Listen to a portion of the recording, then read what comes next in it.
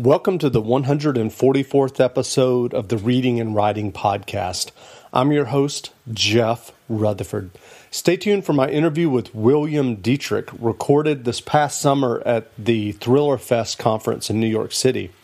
William is an American novelist, nonfiction writer, and journalist.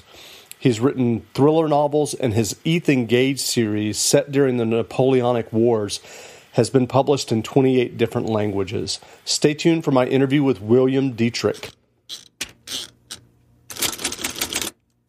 Welcome back to the Reading and Writing Podcast. My guest today is William Dietrich, thriller writer and the author of the Ethan Gage series. We're recording this interview at Thriller Fest in New York City.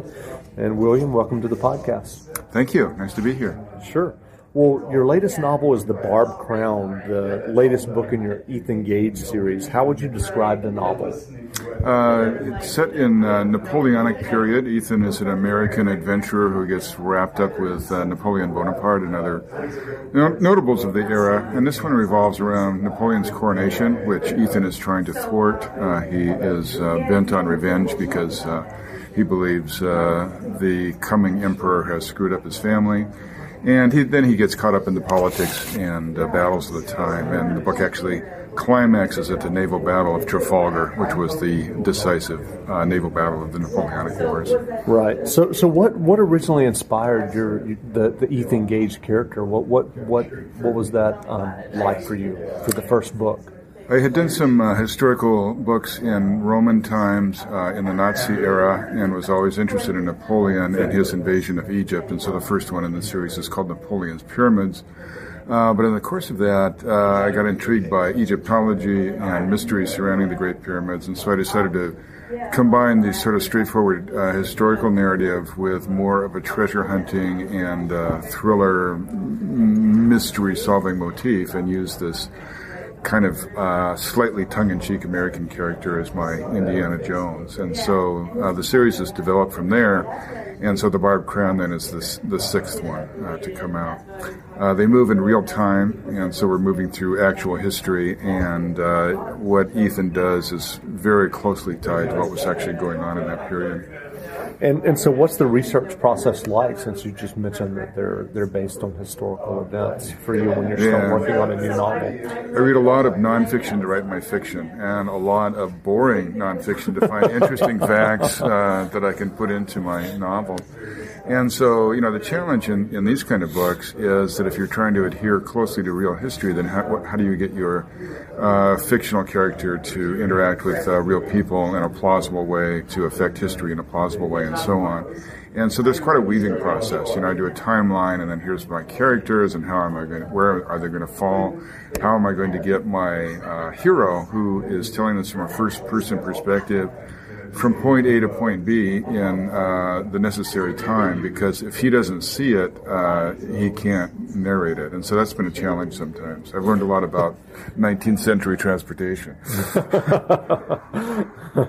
And so do you have more books in the series plotted out? Do you have the whole series?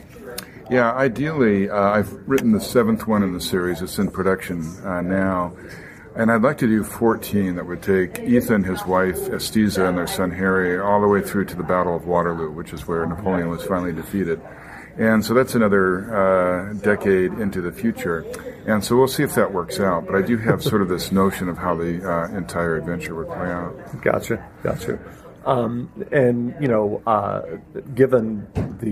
Given what you're discussing, I'm just curious, are you a fan of the Richard Sharp novels? Yes, a big Bernard Cornwell fan. I like the Patrick O'Brian seafaring books, Horatio Hornblower. I grew up with some of these stories and authors, and so it's really fun to work in that era. That's great. Well, I know that in addition to your Ethan Gage series, you've written standalone thriller novels, including Blood of the Reich, The Scourge of God, and others. Are you planning, or are you already writing other standalone thrillers? I don't have one underway right now, but I've always got some ideas sort of in the back of my head, and it's time to sit down with my publisher, HarperCollins, and kind of talk about what we want to do next. And sometimes they've suggested mixing it up a little bit and doing something different, and other times kind of charging ahead with the Ethan Gage series. So we'll have to hash that out. Sure. So what was the process like for you in terms of your path to publication, specifically in terms of your thrillers and your novels? Because I know that you have written nonfiction as well in terms of some nature writing. So what was the path for you to fiction?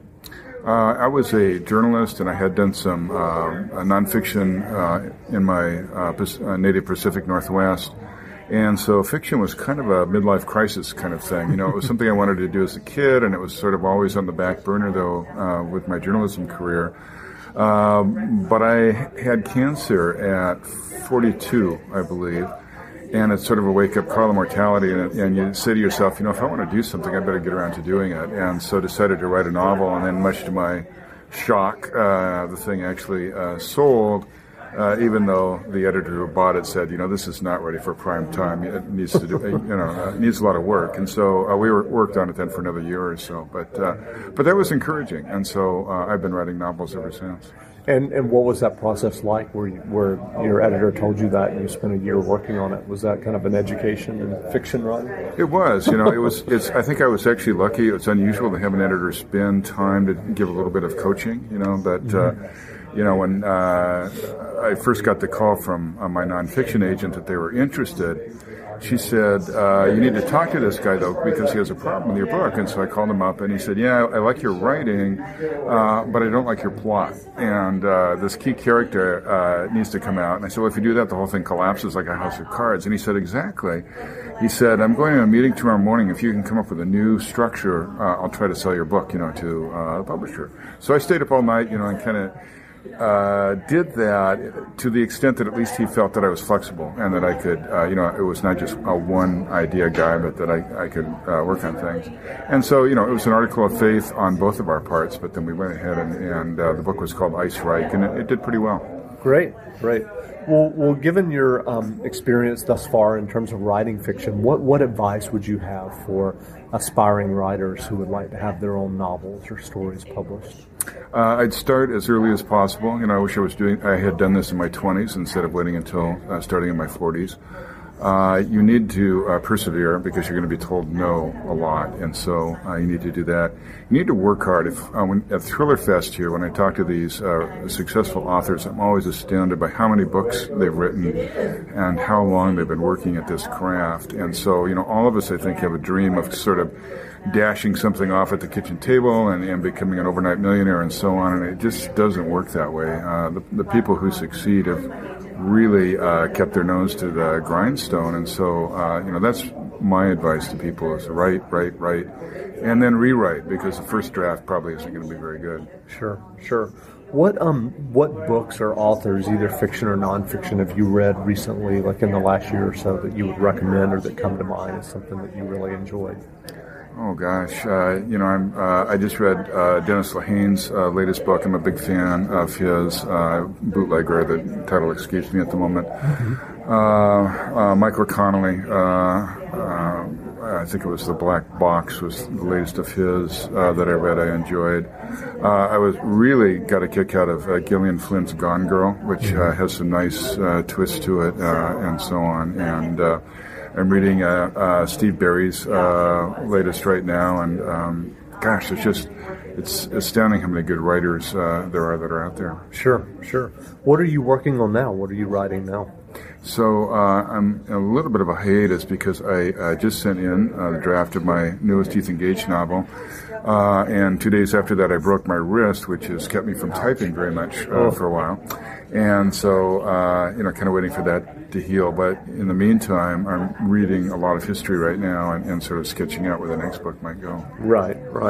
And where can people find you online if they're interested in learning more about your books and your Ethan Gage series? Yeah, my website is www.williamdietrich.com. Dietrich is spelled like Diet Rich. That's one easy way to remember it. They can also find me easily on websites like Amazon and Barnes & Noble and so on. Great. Well, again, we've been speaking with William Dietrich, author of the Ethan Gage series of novels. His latest novel, The Barbed Crown, is available in bookstores now, so grab a copy. William, thanks for doing this interview. Thank you.